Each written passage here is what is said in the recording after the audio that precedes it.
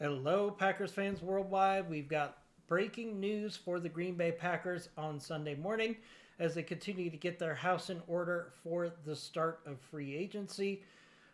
With some breaking news, let's go ahead and get to that right now.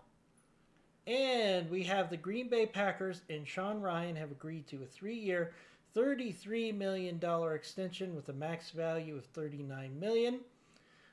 Ryan becomes one of the NFL's highest paid centers after 9 career starts at the position, deal negotiated by his agent. So let's talk about this real quickly here.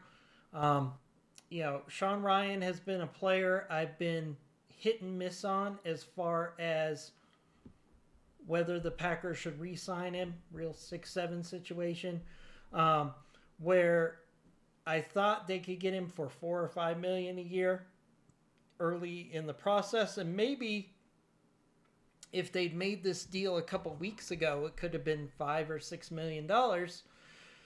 But we've seen a lot of centers re-sign with their existing team or a new team, and the center market was getting extremely impacted by the lack of available bodies. We have a couple free agents that are still out there that will probably change this number as far as the perspective of Packers fans if we give it a little time to marinate. On the surface, $11 million a year seems on the high side for Shawn Ryan, given his limited starts, but he did play very well. I wouldn't say very well, but well in limited snaps. He was thrown into the mix in the middle of the season. If Shawn Ryan is given the whole offseason to develop further into being a really good center, then I think this will be a good deal. In addition to that, I think with the additional free agent centers that are still out there are going to go out for much higher than this. I would argue that Shawn Ryan's deal now becomes the floor for centers in free agency.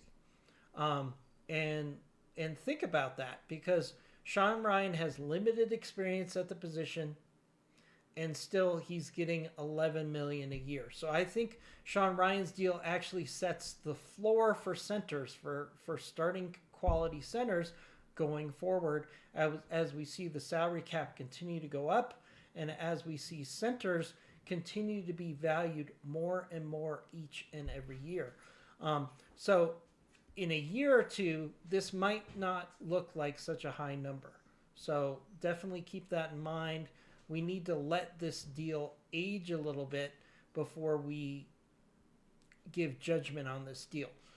In addition to that, I think Shawn Ryan has to play better to make the value of this contract seem justified. So hopefully Shawn Ryan, with the additional time and experience in training camp, will continue to improve, because I do think he got better and better as the season went on at the center position. If he takes that progression and improves, then I think this will end up looking like a very good contract for the Packers. In addition to this, the other side of the coin is this takes away a big to-do list for the Green Bay Packers, right? One of the biggest remaining openings they had was at center. They addressed linebacker yesterday with the signing of Zaire Franklin, and now are the trade for Zaire Franklin, and now they've checked center off the box for next year with the re-signing of Shawn Ryan. So I think this helps the Packers get into good position for the draft. I think this signing for Shawn Ryan and the trade for Franklin yesterday really takes the Packers out of the free agent market for this upcoming season. So what this does is it allows the Packers to focus in the draft on several key positions, including corner and nose tackle. And we're going to have to see how this plays out in the draft, but I think this was a smart move. It's a player they know. He's been in the building.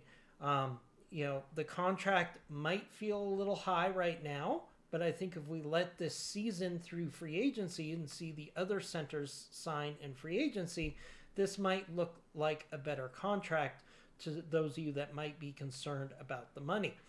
And again, it takes the Packers probably out of free agency, and it does put them in a position where they can switch gears to really focus on the draft and maybe some second tier free agents.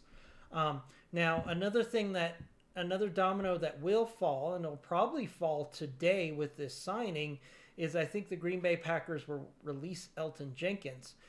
They need to release Elton Jenkins to get close to the salary cap. And in fact, looking at the numbers, they might have to make another move today to get fully under the salary cap by Wednesday.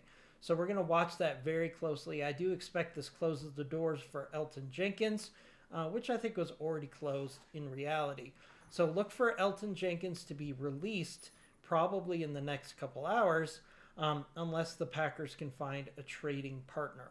And it might be a situation where Elton Jenkins is given the Packers are given one last day to try to find a trading partner.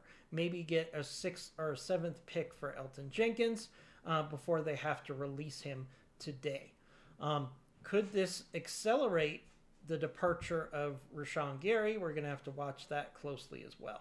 So we'll be back for an update as soon as we have one, and we'll talk to you later, probably today. As always, go Pack Go.